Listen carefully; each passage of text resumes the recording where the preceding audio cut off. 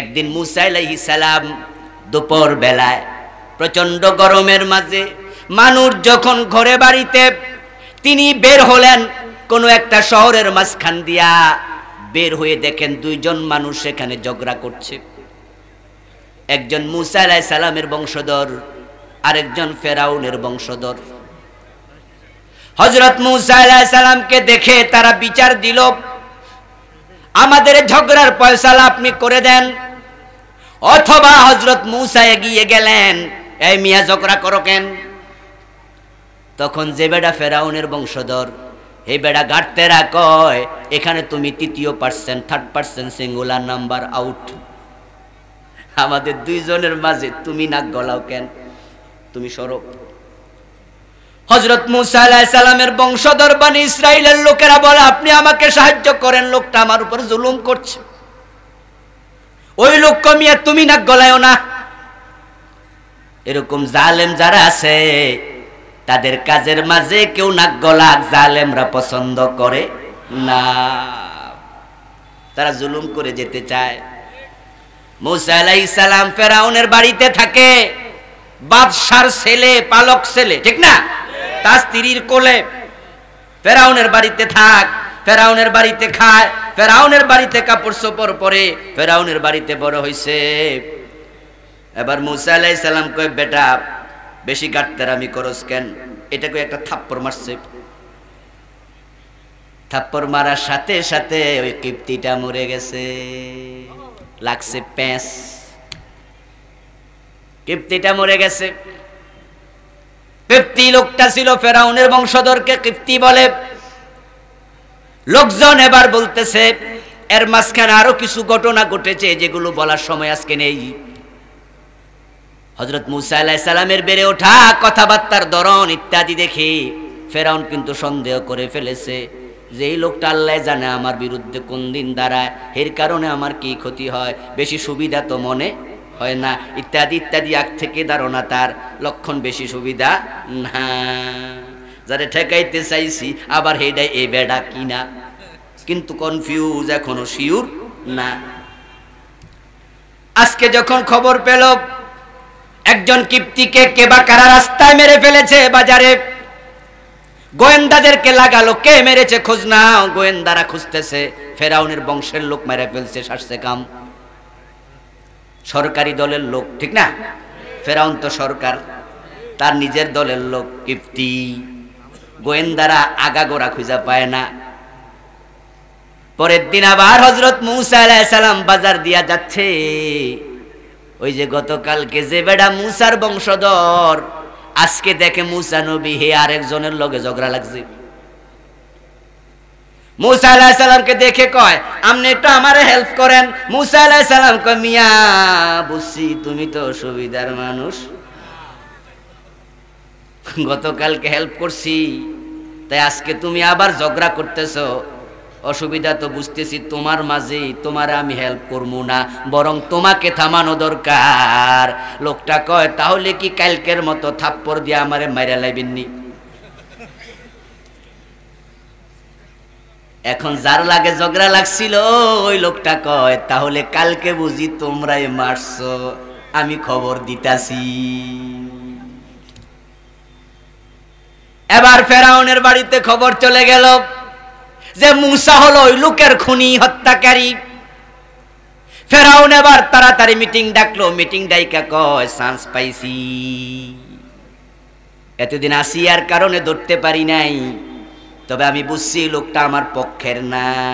সবে আমারে সেজদা দেয়, সবে আমারে রব বলে ডাকে, কিন্তু মুসা আমারে কোনোদিন সেজদাও দেয় না, রব বলেও ডাকে না। তার মাও সেজদা দেয় না, তার মাও রব বলে আমারে ডাকে না। এই চান্সে ফাঁসি দিয়া দেই, ফাঁসির অর্ডার ঘোষণা করে দিল। চান্স কাজে লাগায় ফেরাউন।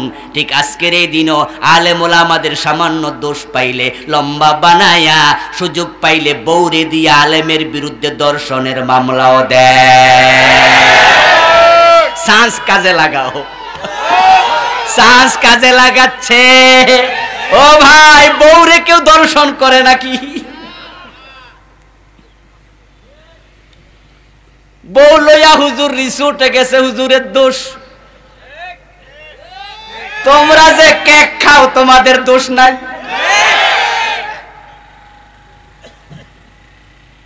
হুজুর রিসুটে গেছে, হুজুরের দোষ পাইয়া গেছে।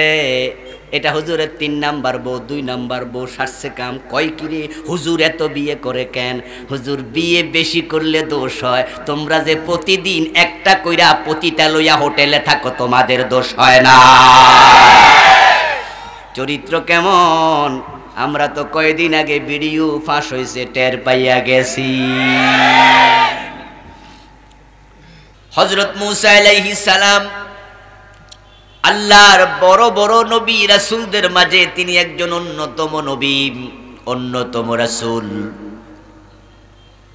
পবিত্র কুরআন মাজিদে যেই নবীর আলোচনা সবচেয়ে বেশি হয়েছে তিনি হযরত মূসা।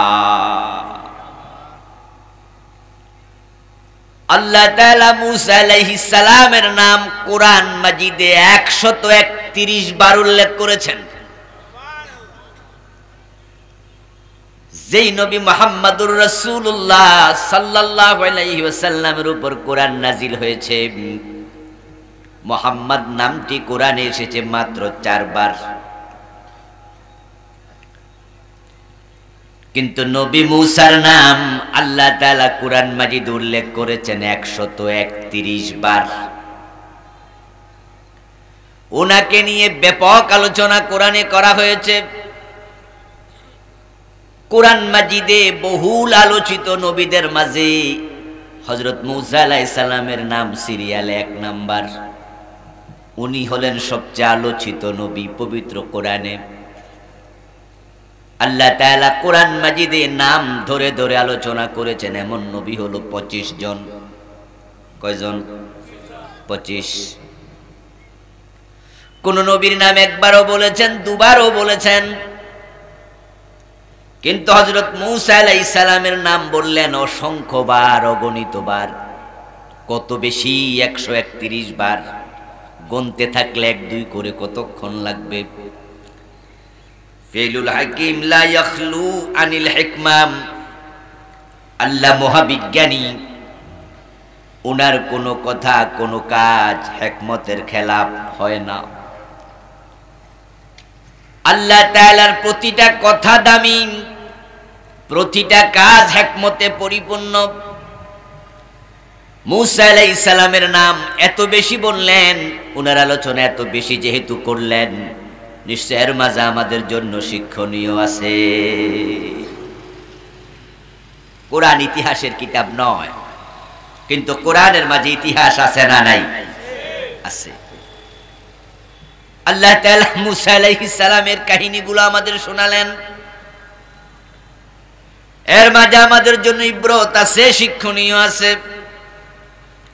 আমরা মূসা আলাইহিস সালামের কাহিনী আজকে শুনবো, ওনার আলোচনা শুনবো। এখান থেকে যে শিক্ষাগুলো আছে ফাঁকে ফাঁকে আমরা সে শিক্ষা নিয়ে কথা বলবো। আল্লাহ পাক রব্বুল আলামিন সূরাতুল আরাফের 142 নম্বর আয়াতে বলতেছেন, ওয়া ওয়া'আদনা মূসা 30 লাইলা ওয়া আতমামনাহা বি'আশর।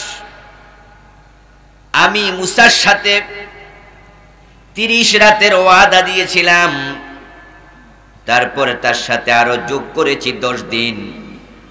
10 দিন যোগ করে আমি তার পূর্ণতা সাধন করলাম। মোট 40 রাত আমি মূসা থেকে নিলাম। ফাতাম্মা মিকাতু রাব্বিহি 40 লাইলা। তার রবের নির্ধারিত মিকাত সীমা 40-এ পরিপূর্ণতা লাভ করলো। এখানে আল্লাহ তাআলা মূসা আলাইহিস সালামের সাথে একবার 30 দিন রাত একান্তে কাটানোর জন্য মূসাকে ডেকে নেয়া প্রসঙ্গে আলোচনা করলেন। 30 দিন যাওয়ার পরে আল্লাহ তাআলা আরো 10 দিন বাড়াইয়া দিলেন। মূসা আলাইহিস সালামের সাথে কথা বলার পর আল্লাহ পাক রব্বুল আলামিন মূসা নবীর উপরে ওই আলোচনার পরে তাওরাত নাজিল করলেন। মূসা আলাইহিস সালাম আল্লাহর পক্ষ থেকে 30 দিনের দাওয়াত পেয়ে যখন তিনি চলে যাচ্ছিলেন উম্মতকে রেখে তুর পাহাড়ের দিকে, উম্মতের পাহারাদারির জন্য উনার বড় ভাই হযরত হারুন নবীকে দায়িত্ব দিলেন। ক্বালা মূসা লিআখিহি হারুন, আল্লাহ বলে মূসা আলাইহিস সালাম তার ভাই হারুনকে বললেন, উখলুফনি ফি কওমি, আপনি আমার কওমের ব্যাপারে আমার প্রতিনিধি হন। ও আসলিহ, তাদেরকে আপনি সংশোধন করুন। ওয়ালা তাত্তাবি সাবিলাল মুফসিদিন, এবং যারা সন্ত্রাসী তাদের পদাঙ্ক অনুসরণ করবেন না। ওয়ালাম্মা জা মূসা লিমিকাতিনা, দায়িত্ব দিয়ে তিনি চলে আসলেন আল্লাহর নির্ধারিত জায়গায়। ওয়া কাল্লামাহু রাব্বুহু, আল্লাহ তার সাথে সেখানে কথা বললেন। সুবহানাল্লাহ, কাল্লামাল্লাহু মূসা তাকলীমা, আল্লাহ তাআলা মূসা আলাইহিস সালামের সাথে কথা বলেছেন। আল্লাহ সরাসরি মূসা নবী ছাড়া আর কোন নবীর সাথে এভাবে কথা বলেন নাই। এটা মূসা নবীর স্পেশালিটি। এজন্য হযরত মূসাকে বলা হয় কালিমুল্লাহ। কি বলা হয়? মূসা কালিমুল্লাহ, কাল্লামাল্লাহু মূসা তাকলীমা। অন্য সব নবীর সাথে আল্লাহ তাআলা কথা বলতেন জিবরিলের মাধ্যমে, ফেরেশতার মাধ্যমে, ওহীর মাধ্যমে। আর মূসা নবীর সাথে আল্লাহ তাআলা কথা বলেছেন সরাসরি। সুবহানাল্লাহ, ইন্নী আনা রাব্বুক, ও মূসা আমি তোমার আল্লাহ, আমি তোমার রব, কথা বলছি। আমি তোমার রব, ডিরেক্টলি আল্লাহ তাআলা কথা বলেছেন। হযরত মূসা এই দিক থেকে সব নবীর উপরে শ্রেষ্ঠত্ব পেয়েছেন। রাসূল সাল্লাল্লাহু আলাইহি ওয়াসাল্লাম মেরাজে গেলেন। আকাশ জমিন জাবারুত মালাকুত আল্লাহ তাআলার নিদর্শনগুলো দেখলেন। সিদরাতুল মুনতাহা পার হলেন। আল্লাহর হাবিবের উপরে 5 ওয়াক্ত নামাজ ফরজ করা হলো। শুরুতে 50 ওয়াক্ত দেয়া হয়েছিল। হযরত মূসা আলাইহিস সালামের সাথে দেখা হওয়ার পরে বিশ্ব নবীকে মূসা অনুরোধ করলেন, আপনি নামাজ কিছু কমাইয়া আনেন। তিনি আল্লাহর সাথে কথা বললেন, আল্লাহর কাছে দরখাস্ত করলেন। কিভাবে করেছেন সেটা হাদিসে আর নাই। ইরজা ইলা রাব্বিকা ফাসালহু তাখফীফ, আপনার রবের কাছে ফিরে যান, আপনি কমানোর জন্য দরখাস্ত করেন। এটা হাদিসের শব্দ। বিশ্বনবী বলেন আল্লাহ 10 ওয়াক্ত কমাইয়া দিল। আবার বললেন আবার যান, আবার কমালো। এক পর্যায়ে গিয়া 5 ওয়াক্ত যখন ফরজ হলো, মূসা নবী আলাইহিস সালাম তখন আবার বললেন যান, আবার কমান। আল্লাহর হাবিব বলছেন আমার লজ্জা লাগছে, আর যাব না। সালতু রাব্বি হাত্তা ইস্তাহিয়াইতু, আমি আমার রবের কাছে বারবার দরখাস্ত করেছি, এখন আমার লজ্জা লাগে। ওয়ালাকিন আরদা ওয়া উসাল্লিমু, বরং 5 ওয়াক্তের উপর আমি খুশি, আমি এটা মেনে নিয়েছি। এই কথা যখন বিশ্বনবী বললেন, তখন আল্লাহ তাআলা রাসূলকে ডাক দিলেন, ইয়া মুহাম্মাদু লা ইউবাদদালুল কাউলু লাদাইয়া ইন্নাহুন্না খামসু সালাওয়াতিন ফি কুল্লি ওয়া লাইলাতিন ফি কুল্লি ইয়াউমিন ওয়া লাইলাতিন বিকুল্লি সালাতিন ফাযালিকা খামসুন। আল্লাহ বলেন, ও নবী, ও মুহাম্মদ সাল্লাল্লাহু আলাইহি ওয়াসাল্লাম, আপনি 5 ওয়াক্তের উপরে খুশি, আমি আল্লাহ এটা দেখে প্রতি ওয়াক্তের বিনিময়ে 10 ওয়াক্তের সওয়াব লিখে দিয়েছি। এই 5 ওয়াক্ত পড়লে আমি 50 ওয়াক্তের সওয়াব দিয়ে দেব। এখানে আল্লাহ নবীকে ডাকলেন, ইয়া মুহাম্মাদু লা ইউবাদদালুল কাউলু লাদাইয়া। এই হাদিসে পাওয়া যায় আল্লাহ নবীকে সরাসরি ডাক দিয়ে কথা বলেছেন, কিন্তু কোরআনে পাওয়া যায় না। নবী মুহাম্মদুর রাসূলুল্লাহ সাল্লাল্লাহু আলাইহি ওয়াসাল্লামের সাথে আল্লাহ কথা বলেছেন, কোরআনে পাওয়া যায় না, এই হাদিসটাতে পাওয়া যায়, তাও জীবনে মাত্র একবার। আর মুসা নবীর সাথে কথা বলেছেন বারবার, এটা আল্লাহর কোরআনে পাওয়া যায়। এখানে মুসা নবীর শ্রেষ্ঠত্ব যে মুসার সাথে আল্লাহ কথা বলেছে। হযরত মুসা আলাইহিস সালাম এমন এক নবী, রাসূলুল্লাহ সাল্লাল্লাহু আলাইহি ওয়াসাল্লাম বলতেছেন, হাশরের ময়দানে ইসরাফিল আলাইহিস সালামের তৃতীয় সিংহার ফুৎকারের পরে সব মানুষ যখন জেগে উঠবে, ইসরাফিল যখন সিংহায় ফুৎকার করবেন, সুম্মা নুফিখা ফীহি উখরা ফাইযা হুম কিয়ামুন ইয়ানজুরুন, সব মানুষ তখন সব মানুষ দাঁড়ায়া যাবে, সব মানুষ কবর থেকে উঠবে। ওয়াইদাল কুবুরু বুসিরাত, কবর খুলে দেয়া হবে। হাশরের ময়দানে কবর যখন খুলে দেয়া হবে, সব মানুষ যখন জেগে উঠবে, বিশ্বনবী বলেন, আমি মুহাম্মাদুর রাসূলুল্লাহ সবার আগে জেগে উঠব, আমাকে আল্লাহ সবার আগে জীবিত করবেন। আমি জীবিত হয়ে দেখব হযরত মুসা আলাইহিস সালাম আরশে আজিমের খুঁটি ধরে বসে আছে। আমি সবার আগে জেগে উঠব, কিন্তু জেগে উঠে দেখব মুসা আরো আগে জেগে আছে। আমি জেগে উঠে দেখব মুসা আলাইহিস সালাম আরশে আজিমের খুঁটি ধরে বসে আছে। এবার বিশ্বনবী বলেন, আমি জানি না আল্লাহ কি উনাকে আমার আগে জাগাইলো নাকি ইসরাফিলের সিংহায় সবাই মরেছে, মুসা মরে নাই। আল্লাহ তাকে তুর পাহাড়ে একবার মেরেছিলেন, বেহুশ করে ফেলেছিলেন, ওই কারণে আজকে বাঁচায়া রাখছেন কিনা এটা আমি জানি না। আমার বন্ধুগণ, মুসা আলাইহিস সালাম আরশে আজিমের খুঁটি ধরে বসে থাকবে। আল্লাহর হাবিব বললেন, আমি সবার আগে জেগে দেখব। এই হাদিস দিয়ে বোঝা যায় বিশ্বনবী জাগার আগে মুসা জেগে গেছে। কথার দিক থেকে মুসার শ্রেষ্ঠত্ব সব নবীর উপরে। হাশরের দিন জেগে ওঠার ক্ষেত্রে নবী মুসার শ্রেষ্ঠত্ব সবার উপরে। এগুলাকে বলা হয় ফদিলাতে জুজি। কি বলে? ফদিলাতে জুজি, ফদিলাতে কুল্লি না। এগুলা আংশিক ফজিলত। আপনারা যারা, আমরা যারা লেখাপড়া করেছি, ক্লাসে যে ছেলেটা ফার্স্ট হয়েছে, আপনারা অনেকে ফার্স্ট হয়েছেন, ছাত্র জীবনে আমিও ফার্স্ট হয়েছি। ক্লাস 1 থেকে দাখিল পর্যন্ত কখনো সেকেন্ড হইনি, আলহামদুলিল্লাহ। এরকম আপনারাও এখানে অনেকে হয়েছেন। ফার্স্ট হওয়ার অর্থ কি?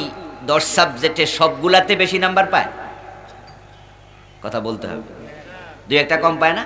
যেমন আমি অঙ্কে সবসময় কম পাইতাম। ক্লাসে যে সেকেন্ড হয়েছে, থার্ড হয়েছে, সেও কিন্তু 2-1 সাবজেক্টে বেশি নাম্বার পেয়ে গেছে। টোটাল গড় করার পরে আমার নাম্বার বেশি, আমি ফার্স্ট। হযরত মুসা আলাইহিস সালাম 2 জায়গায় ফার্স্ট, আর নবী মুহাম্মদ শত শত জায়গায় ফার্স্ট। সুবহানাল্লাহ।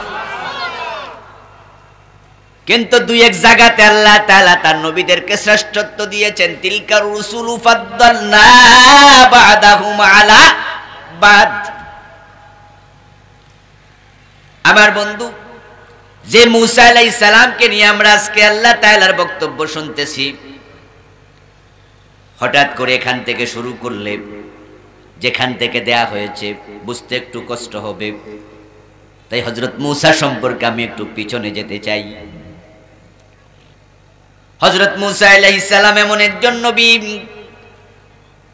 আল্লাহ পাক রব্বুল আলামিন যেই নবীকে ফেরাউনের কালে পাঠিয়েছিলেন মিশরে, এবং মূসা আলাইহিস সালাম এমন এক নবী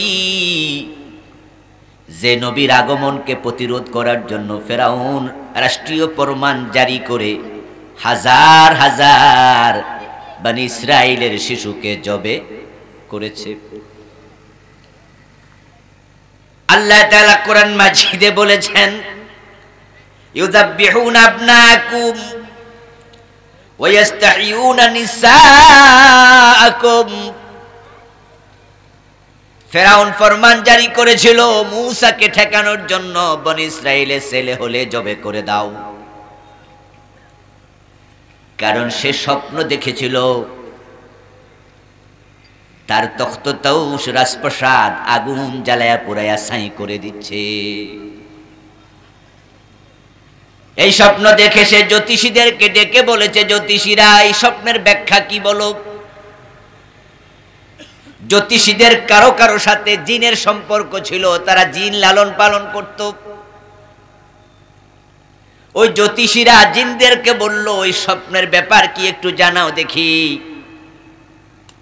জিন শয়তানদের মাঝে এমন কিছু জিন ছিল যেই জিনগুলো দুনিয়া থেকে প্রথম আসমান পর্যন্ত উড়ে চলে যেত। প্রথম আসমানে গিয়া আসমানের নিচে চোরের মতো লুকায়া থাকতো। আল্লাহর আকাশের ফেরেশতারা কি কি বিষয়ে কথা বলে সেগুলো শোনার জন্য কান পেতে থাকতো। তারা ফেরেশতাদের কথাগুলো শুনে জ্যোতিষীদের কাছে এসে বলতো, জ্যোতিষীরা এর আলোকে মানুষকে বিভিন্ন খবর দিত। আল্লাহ তাআলা নবী মূসা আলাইহিস সালামকে দুনিয়ায় পাঠাবেন, ফেরেশতাদের কাছে তিনি জানায়া দিয়েছেন আমার মূসা নামে একজন নবী পৃথিবীতে যাবে। ফেরেশতারা নিজেদের মাঝে কথা নিয়ে আলোচনা করতেছে। ওই জ্যোতিষীদের সাথে থাকা জিন এই খবর শুনেছে।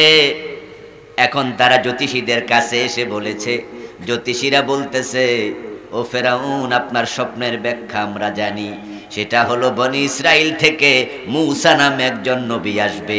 ওই নবী আসার পরে আপনার রাজত্ব শেষ হয়ে যাবে। এই হলো স্বপ্নের ব্যাখ্যা।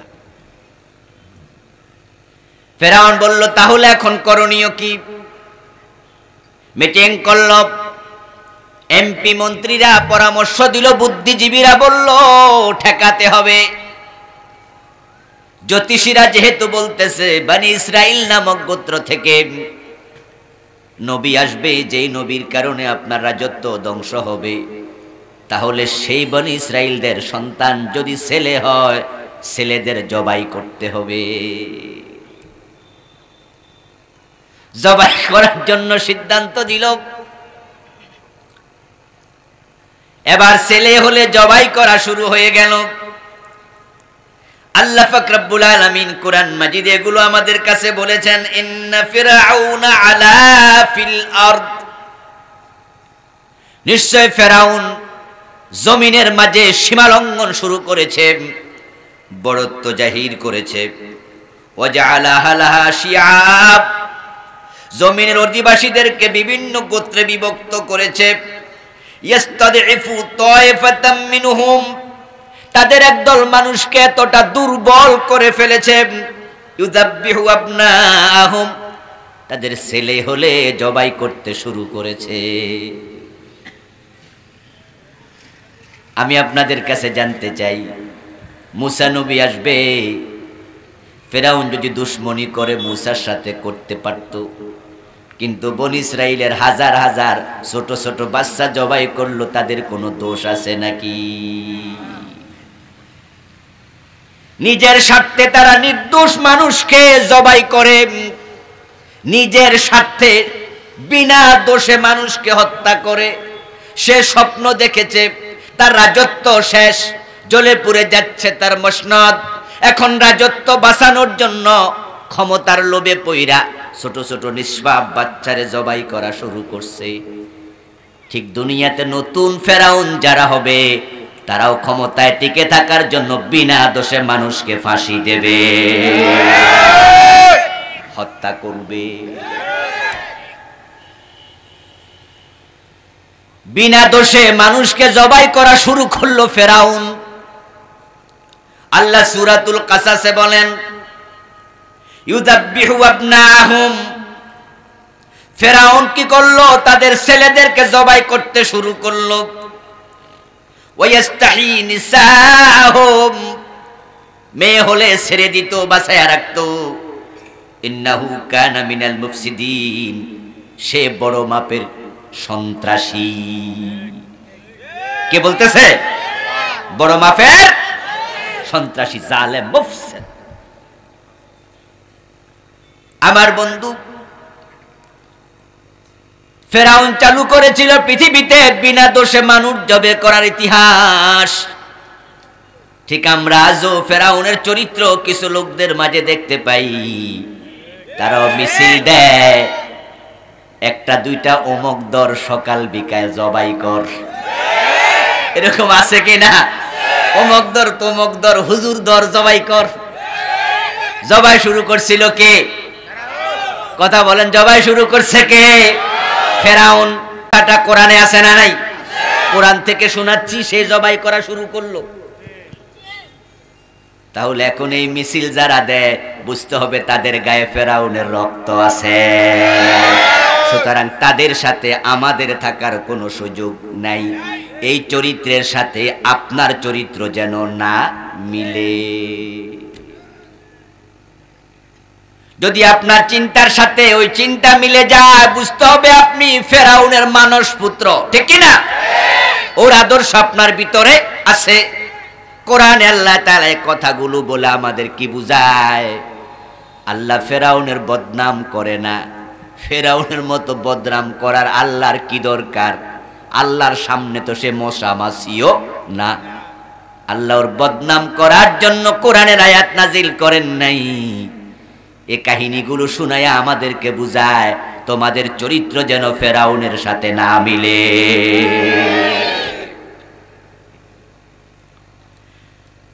সে চাইল পৃথিবীকে শেষ করে দেবে, মুফসিদ হবে, ফাসাদ সৃষ্টিকারী হইয়া মানুষকে শেষ করবে, বনি ইসরাইলের লোকদেরকে শেষ করে দেবে। আরে মিয়া, তুমি ফেরাউন মুসা নবীরে ঠেকাইবা, হাজার হাজার বনি ইসরাইলের ছোট বাচ্চা জবাই করলা, কিন্তু আল্লাহর সাথে, আল্লাহর পরিকল্পনার সাথে কিচ্ছু করতে পারো নাই। ওই মুসারে আল্লাহ তোমার কোলে লালন পালন করাইছে।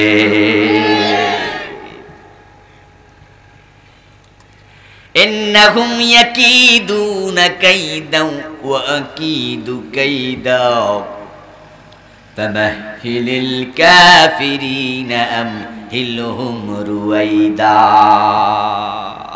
ইন্নাহুম ইয়াকিদুনা কাইদা ওয়া আকিদু কাইদা। আল্লাহ তাআলা বলেন, তারা ষড়যন্ত্র করে, আমি আল্লাহ কৌশল অবলম্বন করি। সুবহানাল্লাহ। হযরত মুসাকে ঠেকাতেই হবে। ফেরাউন বলছে জবাই করো, লোকজন জবাই করতে শুরু করে দিল বনি ইসরাইলের বাচ্চাদেরকে। আল্লাহ তাআলা বলেন, নুরিদু আন নামুন্না আলাল্লাযিনা ইসতুদঈফু ফিল আরদ। যে মানুষগুলোকে দুর্বল বানায়া রাখছে, আমি আল্লাহ তাআলা চাইলাম ওই মানুষগুলোর উপরে এবার আমি করুণা করব, রহমত নাজিল করব। সুবহানাল্লাহ। ওয়া নাজআলাহুম আইম্মা, এবং তাদেরকে চাইলাম ফেরাউনকে সরায়া তাদেরকে নেতা বানায়া দেব। আল্লাহকে আমি সিদ্ধান্ত নিছি, তাদেরকে আমি নেতা বানাবো, নেতৃত্ব দেব।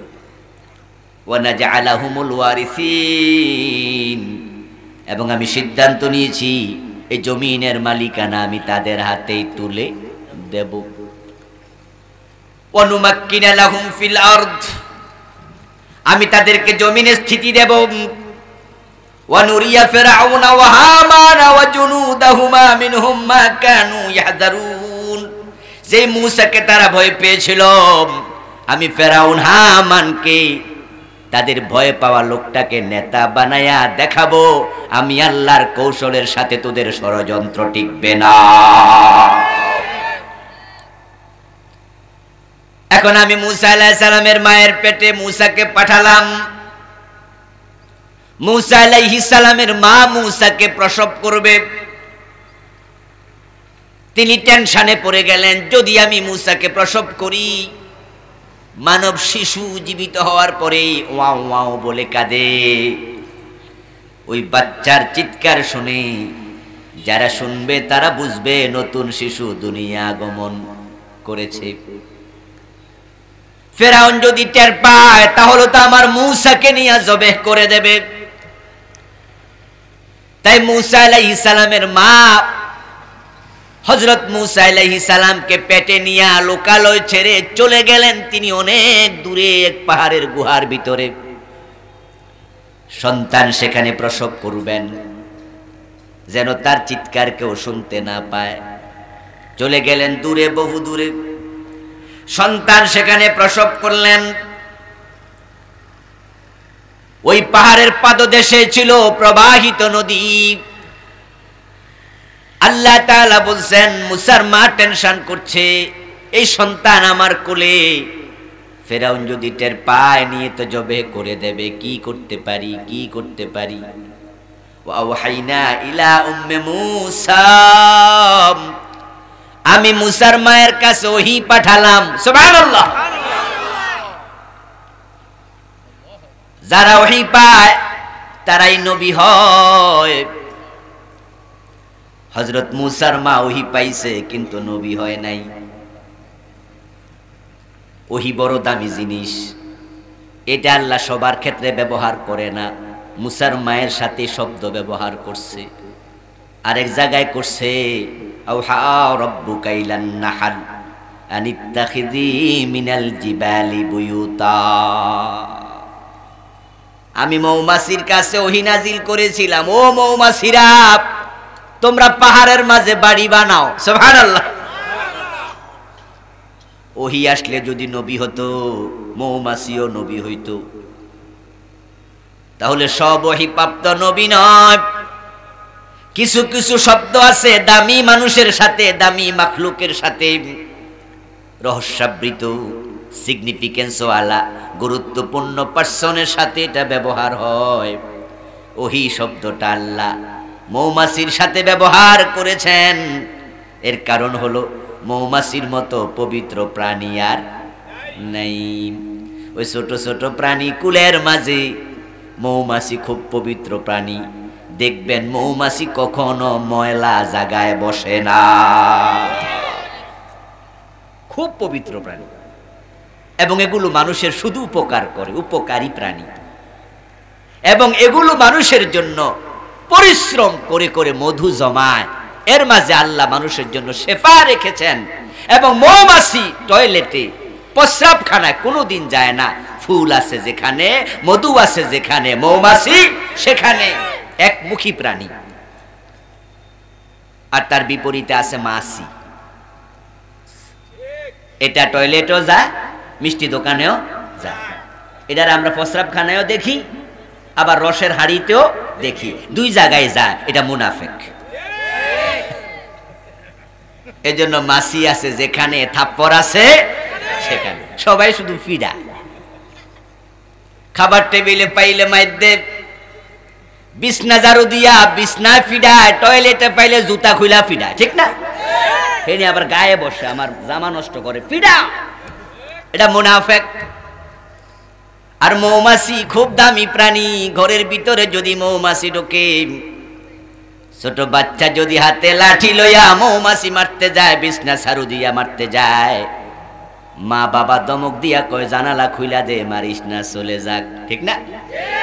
এটার আদর করে যত্ন করে বিভিন্ন জায়গায় বাসা বানায়া মানুষ পোষে। মৌমাছির চাষ হয় এমন এলাকা আছে কিনা? আদর করে মানুষ পোষে। এটা উপকারী প্রাণী। এটা মোমেন, একমুখী, মুনাফিক না, শুধু ফুলে যায়, ভালো জায়গায় যায়। এখন আমাদের মাঝেও কিছু মুসলমান আছে যারা শুধু মাহফিলে যায়, মসজিদে যায়, ভালো জায়গায় যায়, পীর সাহেবের দরবারে যায়, জিকির আজকার করতে যায়, সিনেমা হলে যায় না, খারাপ জায়গায় যায় না, গানে যায় না, আবার কিছু মুসল্লি আছে গানেও যায়, মাহফিলেও আসে। কিছু আছে মাসি, কিছু আছে মৌমাছি, ঠিক না? যারা দোনো জায়গায় যায় এরা কি? আর যারা শুধু এক জায়গায়, ভালো জায়গায়, তারা কি? মৌমাছির প্রতি আল্লাহ তাআলা গুরুত্ব দিলেন। ওয়া রাব্বুকা ইলান নাহাল, এখানেও আল্লাহ বললেন ওয়াহাইনা ইলা উম্মে মূসা, আমি মূসা আলাইহিস সালামের মায়ের কাছে ওহী পাঠালাম, নির্দেশনা দিলাম, বললাম আন আরদিই, ও মূসার মা টেনশন করো না, মূসাকে তুমি দুধ খাওয়াইতে থাকো।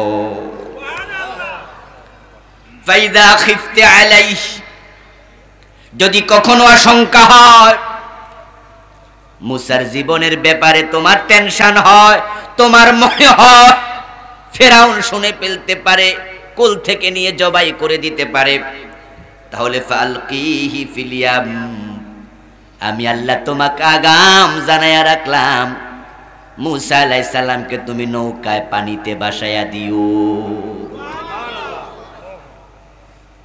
কোলে লইয়া দুধ খাওয়াও। যদি কখনো মনে করো কোলে আর রাখতে পারবা না, তাহলে সাগরে ভাসাইয়া দাও। কে বলতেছে? আল্লাহ। তবে ওয়ালা তাখাফি ওয়ালা তাহজানি, আল্লাহ কয় মূসার মা সাগরে ভাসাইয়া দিবা, তাই তার জীবনের ব্যাপারে আর টেনশন করো না, দুশ্চিন্তা করিও না। ইন্না রাদ্দুহু ইলাইকি, আমি ওয়াদা দিলাম আমি আল্লাহ তাকে তোমার কাছে আবার ফিরাইয়া দেব।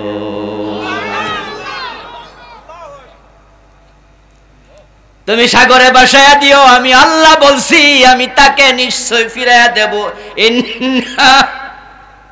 ইন্না অর্থ কি? আল্লাহ নিশ্চয় কওয়া লাগে না, আল্লাহ কখনো ওয়াদা খেলাফ করে না, সাধারণ ভাবে বললেই হয়, কিন্তু এরপরে তাকিদ দিছে। মহিলা মানুষ তো, মনটা একটু নরম, তো সন্তানের প্রতি মা বাবা দুইজনের দরদ আছে, কিন্তু দরদ বেশি কার? কয় না, বাবারা কয় না, চুপ করে আছে। দরদ বেশি কার? মায়ের দরদ বেশি, কারণ তিনি পেটে নিয়েছেন, তিনি প্রসব করেছেন, তিনি দুধ খাইয়েছেন। বাবার সে মায়ের ভূমিকা বেশি। আমি ওয়াদা দিলাম তাকে আমি তোমার কাছে ফিরাইয়া দেব, শুধু ফিরাইয়া দেব না, ওয়াজাইলুহু মিনাল মুরসালিন, এবং আমি তাকে রাসূল বানাবো, আমার রাসূলদের একজন করব। আজানটা হোক, আমরা একটু জোরে।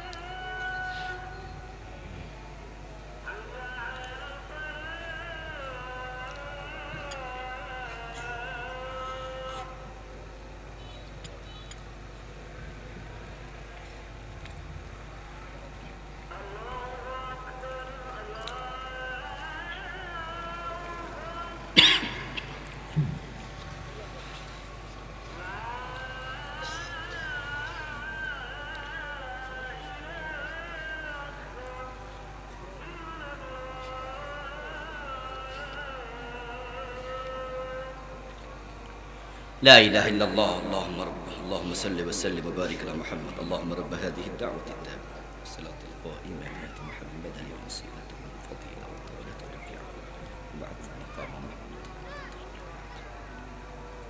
এটা জিকির করুন, লা ইলাহা ইল্লাল্লাহ, লা ইলাহা ইল্লাল্লাহ, লা ইলাহা ইল্লাল্লাহ, লা ইলাহা ইল্লাল্লাহ মুহাম্মাদুর রাসূলুল্লাহ। আল্লাহ তাআলা এবার বলছেন, ওয়াসবাহা ফুয়াদু উম্মি মূসা ফারগা। মূসা আলাইহিস সালামের জীবনের আশঙ্কা করে ওনার মা মূসা আলাইহিস সালামকে ছোট্ট একটা নৌকার মাঝে সাগরে ভাসায়া দিলেন, নদীতে ভাসায়া দিলেন। কিন্তু ওনার অন্তরটা টেনশনে অস্থির হয়ে গেল। ইনকাদাত লাতুবদি বিহি লাউলা রাবাতনা আলা কলবিহা। তার অন্তরটাকে যদি আমি শক্ত করে না দিতাম, তাহলে নিজে বাসায়া দিয়া, নিজে চিৎকার দিয়া মানুষরে তিনি নিজেই বাচ্চার কথা জানায়া দিত। বাসানোর সময় বাসাইছে, পরে যদি আবার নিজে হাউমাউ করে কাঁদতো, মানুষ না জিগাইতো কান্দো কেন, তখন যদি কইতা আমার কলিজার টুকরারে বাসায়া দিছি পানি, ফেরাউন টের পাইয়া কইতো তুইলা আনো জবাই করি। আল্লাহ কয় ওনার মায়ের অন্তর অস্থির হয়ে গেছে, সে প্রকাশ করে দিত। যদি অন্তরটা আমি নিজে আল্লাহ শক্ত করে না দিতাম, সুবহানাল্লাহ, তাহলে মানুষের বড় বিপদ যখন হয়, ওই বিপদের সময়ও মানুষের অন্তরে প্রশান্তি দেয় কে? আলা বিযিকরিল্লাহি তাতমাইন্নুল কুলুব। আমরা যখন কোনো বিষয়ে হতাশ হয়ে যাই, অস্থির হয়ে যায়, টেনশন বেশি হয়, তখন আমাদের অন্তরে প্রশান্তির জন্য আমরাও সাহায্য চাইব কার? ও বন্ধু, কলিজার টুকরা সন্তানকে নৌকার মাঝে রেখে নদীতে বাসায়া দেয়া একজন মায়ের জন্য এটা সহজ কাজ না।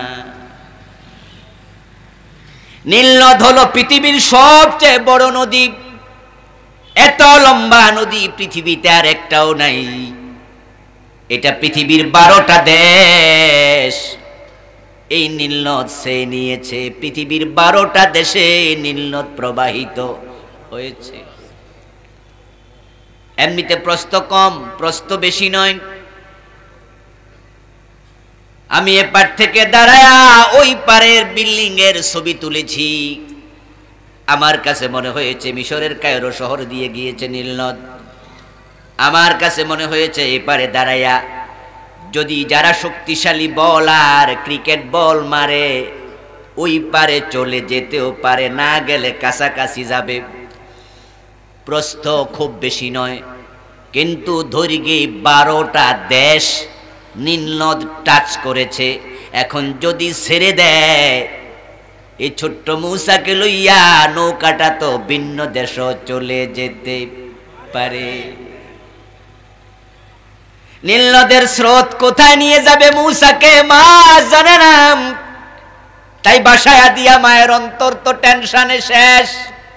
আল্লাহ কই তার টেনশনওয়ালা অন্তরটাকে শক্ত করে দিয়েছি আমি আল্লাহ। আমরা বিভিন্ন সময় টেনশন করি না? বিপদ আপদ দেখে হতাশ হয়ে যাই। এখানে আল্লাহর পক্ষ থেকে আমাদের জন্য ইঙ্গিত, মেসেজ, তোমরা যদি এরকম বিপদে পড়ে যাও, হতাশ হয়ে যাও, টেনশনে পড়ে যাও, মনটাকে শক্ত করার জন্য সাহায্য চাইবা কার? আল্লাহ মুসার মায়ের অন্তরকে যদি স্থির করে দিতে পারেন, টেনশন মুক্ত করে দিতে পারেন, বিপদটাকে হালকা করে দিতে পারেন, সহজ করে দিতে পারেন, আমাদের জন্য পারেন কিনা? এবার মূসা আলাইহিস সালামের বোনকে লক্ষ্য করে মূসার মা কয়, ওয়াকালাত লিউখতিহি কুসসিন ফাবাসুরাত বিহি আন জুনুবিন ওয়া হুম লা ইয়াশউরুন। নৌকাতে বাসায়া দিয়া, নৌকাটা ধাক্কা দিয়া মা এবার চলে আসছে গুহাতে।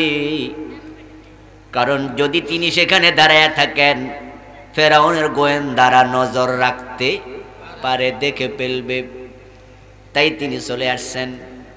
এবার মূসা আলাইহিস সালামের বোন, কোন মুফাসসির বলেছেন উনার নাম ছিল মারইয়াম, কেউ কেউ বলেছেন উম্মে কুলসুম, ভিন্ন ভিন্ন নামও বলেছেন আরো কেউ কেউ। হযরত মূসা আলাইহিস সালামের বোনকে লক্ষ্য করে মা বলে, যা যা মারইয়াম, আমার কলিজার ধনের নৌকাটা কোন দিকে যায় একটু দূর থেকে খেয়াল রাখ, একটু দূর থেকে খেয়াল রাখ। তবে হুম লা ইয়াশউরুন, এমন ভাবে চলবি, খেয়াল রাখবি গোয়েন্দারা যেন বুঝতে না পারে তুই নৌকা অনুসরণ করছিস। পরিস্থিতি স্বাভাবিক না একটু কঠিন? ও বন্ধু, এটাই পরিস্থিতি। আবু যর গিফারী রাদিয়াল্লাহু তাআলা আনহু যখন ঈমান আনার জন্য মক্কা এসেছিলেন, হাদিসে পাওয়া যায় হযরত আলীর সাথে দেখা হয়েছে। 3 দিন হযরত আলীর ঘরে ছিলেন। তৃতীয় দিনে হযরত আলী জিজ্ঞাসা করলেন, ও আবু যর, আপনি পথিক মানুষ, মক্কায় এসেছেন, আমার ঘরে আপনাকে জায়গা দিয়েছি, আমার কাছে মনে হচ্ছে আপনি কাউকে খুঁজতেছেন, কিন্তু আমার কাছে আপনি খুলে কন না, ব্যাপারটা আসলে কি, কারে খুঁজেন?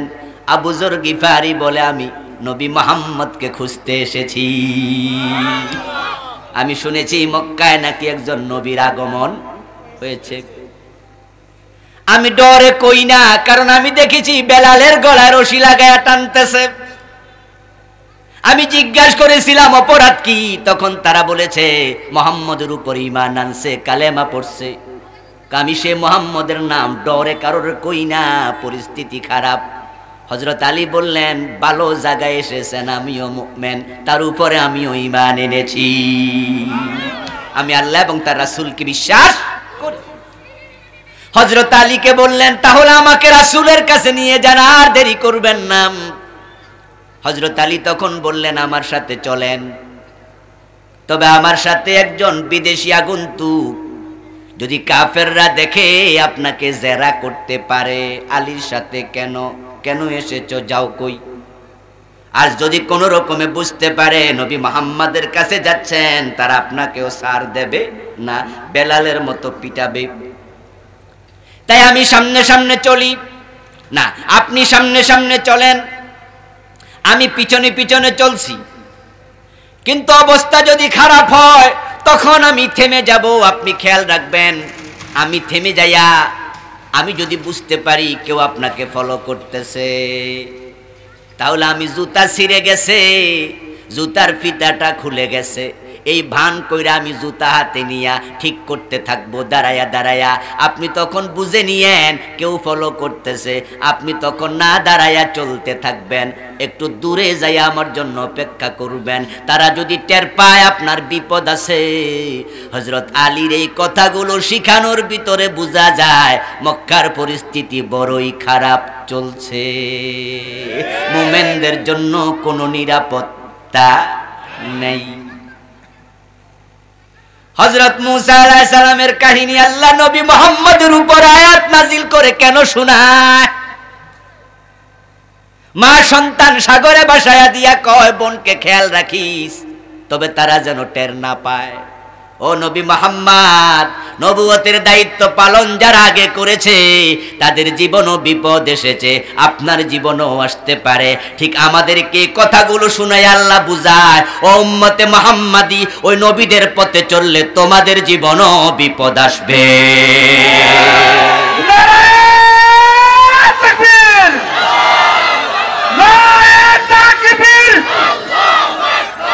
এটা নতুন কিছু নয়, বিপদ আগে ছিল, নবীদের জীবনে এসেছিল, নবীর উম্মতের জীবনও আসবে। নবীর পথে যারা চলবে তারাও ষড়যন্ত্রের শিকার হবে। বলেন নবী সাল্লাল্লাহু আলাইহি ওয়াসাল্লাম, আশাদ্দুন নাসি বালান আল আম্বিয়া থুম্মা আল আমসালু ফাল আমসাল। সহিহ বুখারীর হাদিস। বিশ্বনবী মুহাম্মদুর রাসূলুল্লাহ সাল্লাল্লাহু আলাইহি ওয়াসাল্লাম বলতেছেন, এই জমিনে যত বিপদ এসেছে সবচেয়ে বেশি মুসিবত এসেছিল আল্লাহর নবীদের জীবনে। আশাদ্দুন নাসি বালান আল আম্বিয়া, সবচেয়ে বেশি ষড়যন্ত্র হয়েছে আল্লাহর নবীদের বিরুদ্ধে। সুম্মাল আমসালু ফাল আমসাল, এরপর বিশ্বনবী আবার বলছেন ওই ষড়যন্ত্র শেষ হয়ে যায় নাই, ওই বিপদ শেষ হয়ে যায় নাই, নবীদের পথে চলবে যারা বিপদের মুখোমুখি হবে তারা। এটা আল্লাহর পক্ষ থেকে পরীক্ষা। ও ভাই আমার, স্বর্ণ যে মহিলারা গলায় দেয়, স্বর্ণের চেইন, স্বর্ণের দুল, স্বর্ণের নাকফুল আপনার স্ত্রী গলায় দেয়, নাকে পরে, হাতে দেয়, কানের মাঝে পড়ে, আমার বোন, আমার স্ত্রী, আমার মা পড়ে, আমরা আপনজনেরা দেখে বলি চমৎকার হইছে, সুন্দর হইছে। ওই স্বর্ণের চেইন গলায় দিলে, স্বর্ণের জিনিস পড়লে সুন্দরী নারীর সৌন্দর্য আরো বেড়ে যায়। স্বামী দেখে তৃপ্তি পায়, মেয়ের গলায় স্বর্ণের চেইন দিয়া বাবা দেখে চোখ জুড়া আমার মেয়ের রাজকন্যার মতো লাগতেছে, ঠিক না? ওই স্বর্ণটা যে চকচক করে তার আলো ছড়াচ্ছে, সৌন্দর্য ছড়াচ্ছে, এটা বন্ধু মাটির নিচ থেকে গাবে আসে নাই, স্বর্ণটাকে স্বর্ণকার পোড়ায়া পোড়ায়া তারপরে সৌন্দর্য বাড়াইছে। স্বর্ণকারের দোকানে যাবেন, দেখবেন যে কেমনে পোড়ায়, এসিড দিয়া, পানি দিয়া, কত কিছু দিয়া। আমার বন্ধু, আল্লাহ তাআলা আপনাকে আমাকে স্বর্ণের মতো খাঁটি বানায়া তারপরে জান্নাত দিতে চান। তাই তিনি বলছেন হাসিবান নাস আন ইউতরাকু আন ইয়াকুলু আমান্না ওয়া হুম লা ইফতানুন। মানুষ কি মনে করে ঈমান এনেছে বললে ছেড়ে দেব? আমি কি পরীক্ষা করে দেখব না? তাদেরকে পরীক্ষা করা কি হবে না? তার ঈমানটা খাঁটি নাকি ভেজাল ঢুকেছে, পরীক্ষা না করলে হয় না। স্বর্ণ দোকানে স্বর্ণ বিক্রি করতে যাবেন, আপনার হাত থেকে স্বর্ণটা হাতে নিয়া স্বর্ণকার উল্টায়া পাল্টায়া দেখবে, দেখার পরে যদি সে সন্দেহ পোষণ করে তাহলে কোষ্টি পাথরের মাঝে একটা জোরে ঘষা মারবে। কোষ্টি পাথরে স্বর্ণকে যখন ঘষা মারে তখন স্বর্ণের দেহের বিচ্যুতি ঘটে, স্বর্ণের দেহের বিচ্যুতি ঘটে। আপনার স্বর্ণের চেইন থেকে দেখবেন কালো পাথরের মাঝে একটু অংশ চলে যায়, যায় কিনা? তারপরে সেটা আবার ডলা দিয়া প্রয়োজনের উপরে অ্যাসিড মাইরা তারপরে স্বর্ণকার কয় এটা 20 ক্যারেট অথবা 21 ক্যারেট অথবা কয় 18 ক্যারেট অথবা ডলা দিয়া কয় ভাই এটা তো ইমিটেশন। ডলা দিয়া পুরায়া দেখে এটা স্বর্ণ না, এটা খাদ, এটা ইমিটেশন, দেখতে স্বর্ণের মতো। তাই তো আমরা প্রবাদ পড়েছি, চকচক করলেই সোনা নয়। আল্লাহ তাআলা কোরআন মাজিদে বলেন, আমার সাথে পড়ুন, আপনারা অনেকেই পারেন আয়াতে কারিমা, وَلَنَبْلُوَنَّكُمْ بِشَيْءٍ مِّنَ الْخَوْفِ وَالْجُوعِ وَنَقْصٍ مِّنَ الْأَمْوَالِ وَالْأَنفُسِ وَالثَّمَرَاتِ وَبَشِّرِ الصَّابِرِينَ। সুবহানাল্লাহ পড়েন। وَلَنَبْلُوَنَّكُمْ লামে তাকিদ নুনে সাকিলা। আল্লাহ দুটা তাকিদ দিয়ে বলে অবশ্যই অবশ্যই আমি পরীক্ষা করব, আমি যাচাই করে দেখব তুমি আসল না ভেজাল। ও আমার বন্ধু মুসা আলাইহিস সালামের মা বলছে, যা যা মারিয়াম ভাইয়ের প্রতি খেয়াল রাখ। নৌকা চলছে চলছে, হযরত মারিয়াম মুসার বোন দূর থেকে খেয়াল রাখতেছে, দেখা যাক কই যায়। দেখতে পেল নৌকাটা যাইতে যাইতে ফেরাউনের ঘাটে গিয়া বিছছে। সুবহানাল্লাহ বলবেন না? তার জন্য সিদ্ধান্ত নিছে আল্লাহ কহির কাছে নিলাম, দেখা যাক কি হয়।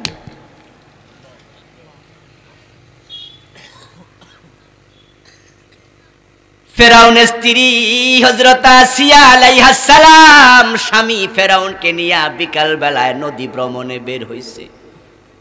ওই নদীর ঘাটে আইসা বাতাস খাচ্ছে, স্বামী আর স্ত্রী দুজন বসে বসে নদীর ঘাটে গল্প করতেছে।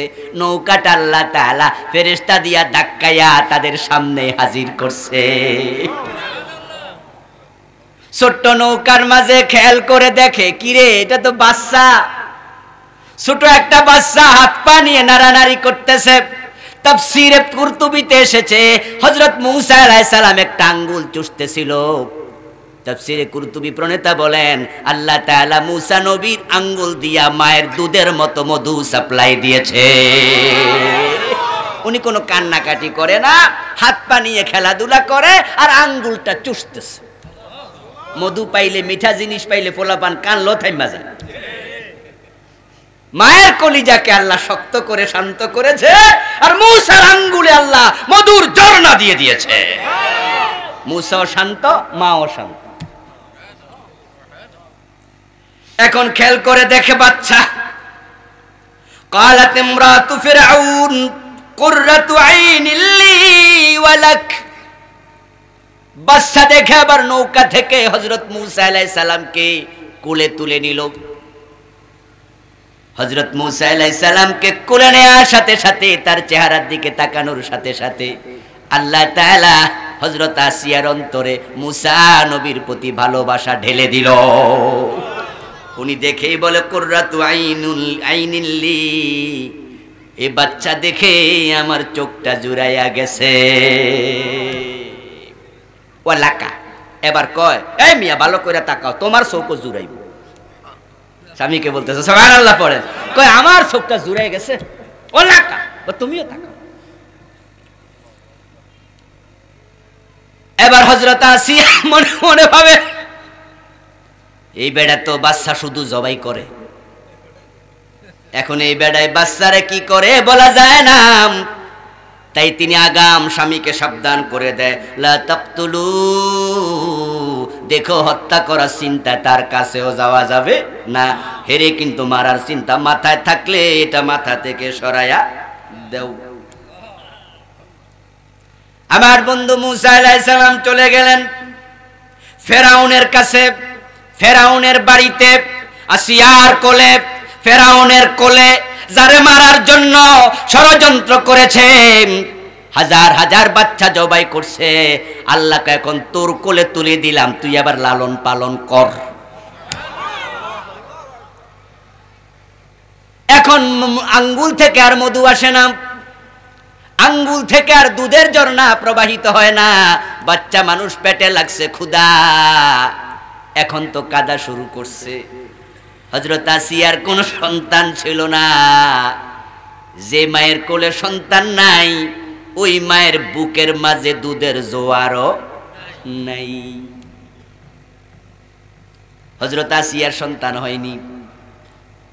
কোন কোন মুফাসসিরের উদ্ধৃতি বক্তব্য যে হযরত আসিয়া মুমিনা, আল্লাহর বলো প্রিয় বান্দি, ফেরাউন যখন তাকে বিয়ে করেছে তখন থেকে ফেরাউনের পুরুষত্ব আল্লাহ তুলে নিয়েছে, তাই তার সাথে সে সহবাস করতে পারেনি, তাই সন্তান হয় নাই। আল্লাহু আ'লাম, এই তথ্যটা আল্লাহ ভালো জানে, হতেও পারে। কিন্তু নিঃসন্তান ছিলেন তিনি, সন্তান ছিল না। ফেরাউনের আরো স্ত্রী ছিল, ওই স্ত্রীদের ঘরে সন্তান ছিল, এমন মর্মে হাদিস পাওয়া যায়। কিন্তু আসিয়ার কোনো সন্তান ছিল না। এখন আসিয়ার সন্তান নাই, বুকে দুধও নাই, বাচ্চা তো কাঁদে। এখন যে মহিলার ওই বাড়িতে আছে, ওই মহিলাদের কোলে দিছে, বাচ্চারে একটু দুধ খাওয়াও, কান্দা বন্ধ করো। আল্লাহ কোরআনে বলে ওয়াহাররামনা আলাইহিল মারাদিয়া মিন ক্বাবলু, আমি এর আগেই মূসারে কইয়া রাখছি তোর মা ছাড়া কারো দুধ খাইবি না।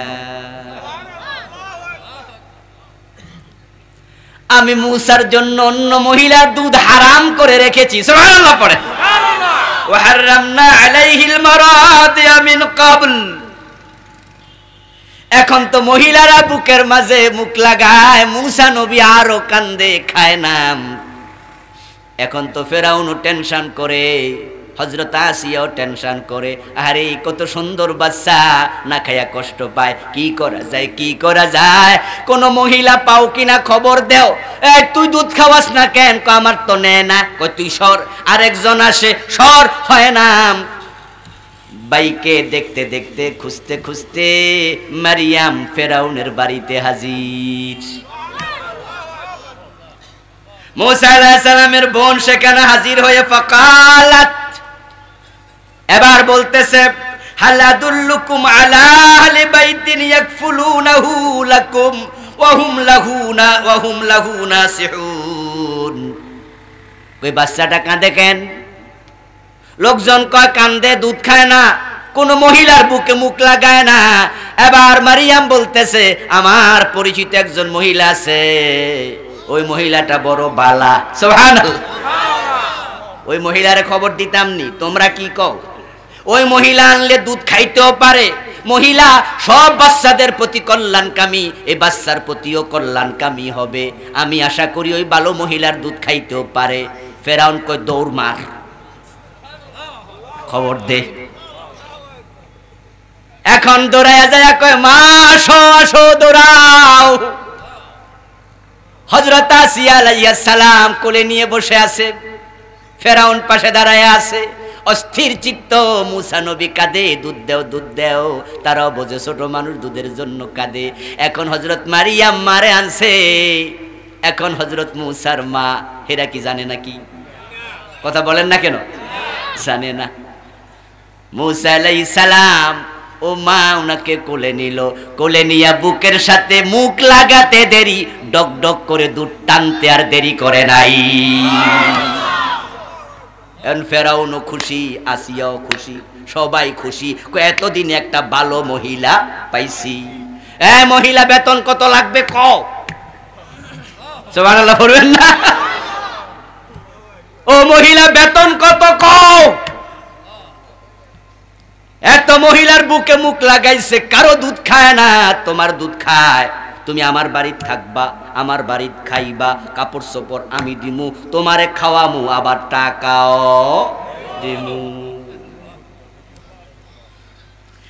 আল্লাহ তাআলা কি চমৎকার করে বলেন, ফারাদাদনাহু ইলা উম্মিহি, আমি মূসাকে তার মায়ের কোলে ফিরাইয়া দিয়েছি। এর আগে কইছিল না আমি ফিরাইয়া দিমু। ও মুসার মা, নদীতে ভাসাইয়া দিও, ভয় পেও না, টেনশন করো না। ইন্না রাদ্দুহু ইলাইকা, আমি ওয়াদা দিচ্ছি তোমার কাছে ফিরাইয়া আল্লাহকে আমি ফিরাইয়া দিছি। কাইতাকাররা আইনুহা ওয়ালা তাহজান ওয়ালিতাআলামা আন্না ওয়াদাল্লাহি হাক্কুন। মুসার মা যেন বুঝে, তার চোখ যেন শান্ত হয়, টেনশন যেন চলে যায়, এবং বুঝে নেয় আল্লাহর ওয়াদা সত্য, আল্লাহ কখনো ওয়াদা খেলাফ করে না। এখন মুসা আলাইহিস সালামের মায়ের বাড়িতে থাকে। হযরত মুসা আলাইহিস সালামকে দুধ খাওয়ায় এবং বেতন পায়। পৃথিবীতে নিজের সন্তানকে দুধ খাওয়াইয়া কোন মা বেতন পায় না, শুধু মুসার মা পাইছে।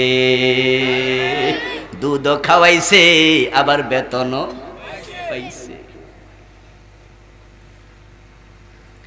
এবার মুসা আলাইহিস সালাম সে বাড়িতে বড় হলেন। ওয়ালাম্মা বালাগা শুদ্দাহু ওয়াস্তাওয়া আতাইনাহু হুকমান ওয়া ইলমা।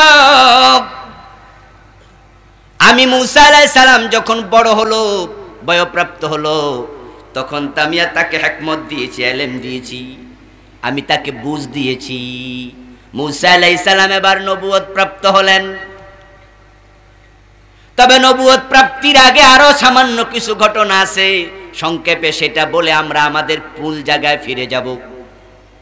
একদিন মুসা আলাইহিস সালাম দুপুর বেলায় প্রচন্ড গরমের মাঝে মানুষ যখন ঘরে বাড়িতে, তিনি বের হলেন কোন একটা শহরের মাঝখান দিয়া। বের হয়ে দেখেন দুইজন মানুষ সেখানে ঝগড়া করছে। একজন মুসা আলাইহিস সালামের বংশধর, আরেকজন ফেরাউনের বংশধর। হযরত মুসা আলাইহিস সালামকে দেখে তারা বিচার দিল, আমাদের ঝগড়ার ফয়সালা আপনি করে দেন।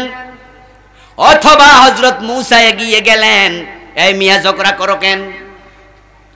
তখন যে বেটা ফেরাউনের বংশধর, এই বেটা গাড়তেরা কয়, এখানে তুমি তৃতীয় person, third person singular number out. আমাদের দুইজনের মাঝে তুমি নাক গলাও কেন? তুমি সরো। হযরত মূসা আলাইহিস সালামের বংশধর বনি ইসরাইলের লোকেরা বলে, আপনি আমাকে সাহায্য করেন, লোকটা আমার উপর জুলুম করছে। ওই লোক কমিয়া তুমি নাক গলায়ও না।